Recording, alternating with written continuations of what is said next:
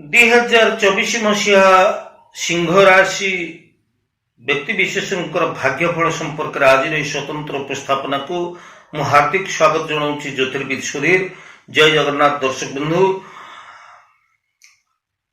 ଆମେ ବହୁତ ତିକ୍ତ ଅନୁଭୂତି, ବହୁତ ମଧୁର ସ୍ମୃତିକୁ ପାଥେୟ କରି 2023 ଛାଡ଼ି ଆସି 2024ରେ ପାଦ ଦେଇଛେ। ତେଣୁ ଯେତେବେଳେ 2024 ମସିହା ଆସିଛି, এই 2024 ମସିହାର ଭାଗ୍ୟ ଭବିଷ୍ୟତ ସମ୍ପର୍କରେ ଜାଣିବା ପାଇଁ ଆମମାନଙ୍କ ମନରେ ସାଧାରଣତଃ ଆଗ୍ରହ ଥାଏ, ଗୋଟେ କୌତୁହଳ ମଧ୍ୟ ଥାଏ ମନ ଭିତରେ।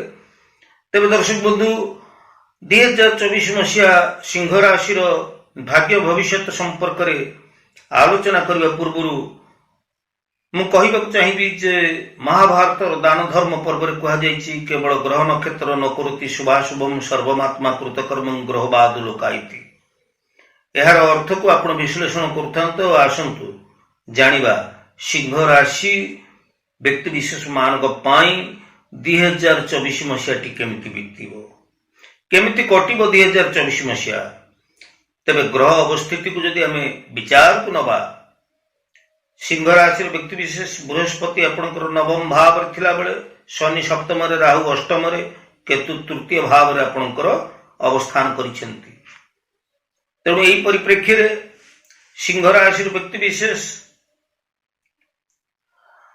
ଗ୍ରହମାନଙ୍କର ଏତାଦୃଶ ଗୋଚରୀୟ ଭ୍ରମଣର ଅବସ୍ଥିତିକୁ ବିଚାରକୁ ନେଲେ ଆପଣଙ୍କର କର୍ମକ୍ଷେତ୍ରରେ ଏ ବର୍ଷ ଆପଣ ନୂଆ ନୂଆ ପଦକ୍ଷେପ ମାନ ଗ୍ରହଣ କରି ନିଶ୍ଚିତ ଭାବରେ ଉନ୍ନତି ବା ପ୍ରଗତି କରିପାରିବେ। ତେବେ ଆପଣଙ୍କର 2023 ମସିହାରେ ଯେଭଳି ଗୋଟେ ଉତ୍ଥାନ ପତନ ଅବସ୍ଥା ଭିତରେ ଆପଣ ଗତି କରି ଆସିଥିଲେ, ଯେଉଁ ସଂଘର୍ଷପୂର୍ଣ୍ଣ ପରିସ୍ଥିତି ଭିତରେ ଆପଣ ଗତି କରି ଆସିଥିଲେ, ଏଇ 2024 ମସିହାରେ ଆଉ ସେଭଳି ହେବ ନାହିଁ। 2024 ମସିହାଟି ନିଶ୍ଚିତ ଭାବରେ ଆପଣଙ୍କର କର୍ମକ୍ଷେତ୍ରକୁ ଉଜ୍ଜଳମୟ କରାଇବ। ତେଣୁ ଗୋଟେ ଆଶା ସମ୍ଭାବନା ପୂର୍ଣ୍ଣ ବର୍ଷ ହେଇକି ଏଇ 2024 ମସିହାଟି ଆପଣଙ୍କ ପାଇଁ ଆସିଛି। ତେଣୁ ଆପଣ ନିଷ୍ଠାପର ଭାବରେ କର୍ମ କରନ୍ତୁ, ଯାହାଦ୍ୱାରା ଆପଣ ପ୍ରତ୍ୟେକ କ୍ଷେତ୍ରରେ ସଫଳ ହେଇପାରିବେ। କର୍ମକ୍ଷେତ୍ରକୁ ଆପଣ ଏ ବର୍ଷ ଉଜ୍ଜଳମୟ କରିପାରିବେ। ଆର୍ଥିକ ଦିଗକୁ ଆସନ୍ତୁ ଜାଣିବା। ସବୁଠାରୁ ମହତ୍ୱପୂର୍ଣ୍ଣ ତଥା ଗୁରୁତ୍ୱପୂର୍ଣ୍ଣ ପ୍ରସଙ୍ଗଟି ହେଉଛି ଆର୍ଥିକ ଦିଗ। ତେବେ ଦର୍ଶକ ବନ୍ଧୁ,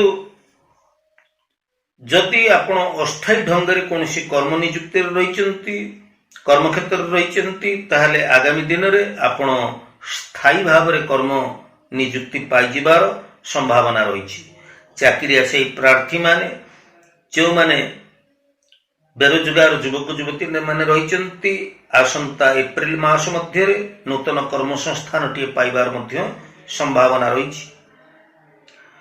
ତେବେ ଆର୍ଥିକ କ୍ଷେତ୍ର କଥା ଆମେ ଆଲୋଚନା କରୁଥିଲେ, ବିଭିନ୍ନ ଦିଗରୁ, ବାଣିଜ୍ୟ ବ୍ୟବସାୟରୁ, ଚାକିରି କ୍ଷେତ୍ରରୁ ବା ଚାକିରିରେ ପଦୋନ୍ନତି ହେତୁ ବା ବେତନ ବୃଦ୍ଧି ହେତୁ ଆପଣଙ୍କୁ ଅଚାନକ ଏ ବର୍ଷ ଅର୍ଥ ପ୍ରାପ୍ତ ହେଇପାରେ।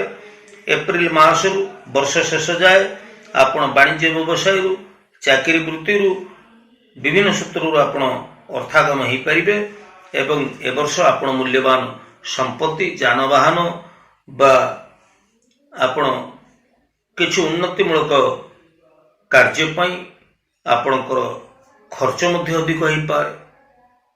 ଯଦିଓ ଆପଣଙ୍କର ଆର୍ଥିକ ସ୍ୱଚ୍ଛଳତା ଏ ବର୍ଷ ଦେଖାଯିବ, କିନ୍ତୁ ଯେମିତି ମୁଁ କହିଲି ଯେ ମୂଲ୍ୟବାନ କିଛି ଦ୍ରବ୍ୟ କ୍ରୟ କରିବା ପାଇଁ, ଭୂସମ୍ପତ୍ତି ପ୍ରାପ୍ତ ହେବା ପାଇଁ ବା ବ୍ୟବସାୟ ବାଣିଜ୍ୟରେ ଆପଣଙ୍କର ପୁଞ୍ଜିନିବେଶ ପାଇଁ ହୁଏତ ଆପଣଙ୍କର କିଛି ଅର୍ଥ ବ୍ୟୟ ହେଇପାରେ। ତେବେ ଇଏ ଥିଲା ମୋଟ ଉପରେ ଆପଣଙ୍କର ଆର୍ଥିକ ହାଲଚାଲ। ଆସନ୍ତୁ ଜାଣିବା ପାରିବାରିକ ଦାମ୍ପତ୍ୟ ଜୀବନ ଆପଣଙ୍କର କେମିତି ବିତିବ। ସପ୍ତମ ଭାବରେ ଆପଣଙ୍କର ଶନି ରହୁଥିବା ଯୋଗୁଁ ପରିବାର ଏବଂ ଦାମ୍ପତ୍ୟ ଜୀବନରେ ଆପଣ ଟିକେ ବୁଝାମଣା ରକ୍ଷା କରି ଚାଲନ୍ତୁ।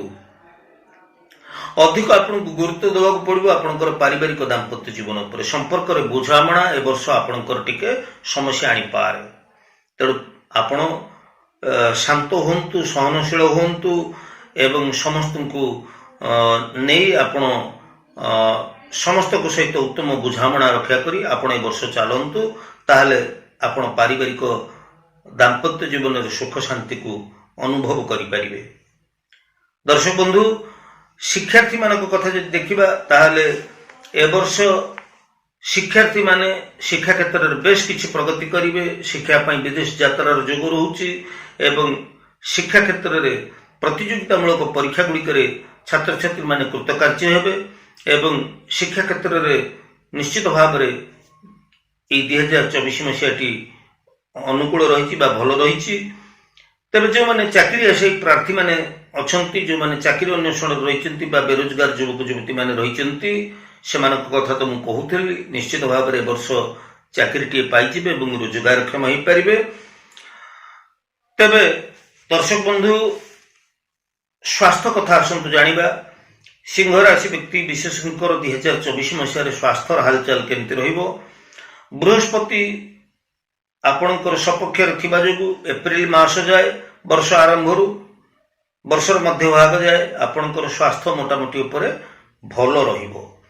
ତେବେ ହଁ, ଶନି ଆପଣଙ୍କର ସପ୍ତମରେ ଥିବା ଯୋଗୁଁ ଆପଣଙ୍କର ଶରୀରରେ ଥଣ୍ଡା, ଆଳସ୍ୟ, ସଂକ୍ରମଣ ଜନିତ ରୋଗ, ଚର୍ମ ରୋଗ ଆଦି ଦେଖାଯାଇପାରେ। ଛୋଟ ମୋଟ ଯେମିତି ମୁଁ କହିଲି, ଏଇଭଳି ଛୋଟ ମୋଟ ଶାରୀରିକ ସମସ୍ୟା ଗୁଡ଼ିକ ଆପଣଙ୍କୁ ଟିକେ ବ୍ୟସ୍ତ ବିବ୍ରତ କରିପାରେ। ସେଥିପାଇଁ ଆପଣ ନିୟମିତ ଭାବରେ ଯୋଗ, ପ୍ରାଣାୟାମ ଏବଂ ନିଜର ଜୀବନଶୈଳୀକୁ ଠିକ ରଖନ୍ତୁ। ଆହାର ବିହାର ଏସବୁ ଆପଣ ଠିକ ରଖନ୍ତୁ ଏବଂ ମୋଟାମୋଟି ଉପରେ ଯଦି ଆମେ ସ୍ୱାସ୍ଥ୍ୟ କଥା କହିବା ତାହେଲେ ପୁରା ବର୍ଷଟି ଆପଣଙ୍କ ପାଇଁ ସେମିତି କିଛି ଗୁରୁତର ସ୍ୱାସ୍ଥ୍ୟ ସମସ୍ୟା ନାହିଁ, ସ୍ୱାସ୍ଥ୍ୟ ଭଲ ରହିବ। ତେବେ ଯାହା କିଛି ମୁଁ ଛୋଟ ମୋଟ ରୋଗ ବେମାରୀ କଥା କହିଲି, ସେଥିପାଇଁ ଆପଣ ସତର୍କ ରହିବେ।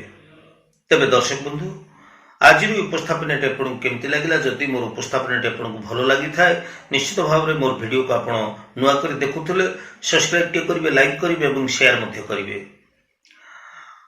ଆଜି ତ ସମୟ ହେଇଯାଇଛି ଦର୍ଶକ ବନ୍ଧୁ, ଆମେ ପୁଣି ପରବର୍ତ୍ତୀ ଅଧ୍ୟାୟରେ ଦେଖା ହେବା। ସେ ପର୍ଯ୍ୟନ୍ତ ମୁଁ ବିଦାୟ ନେଉଛି। ଜ୍ୟୋତିର୍ବିଦ ସୁଧୀର। ଜୟ ଜଗନ୍ନାଥ।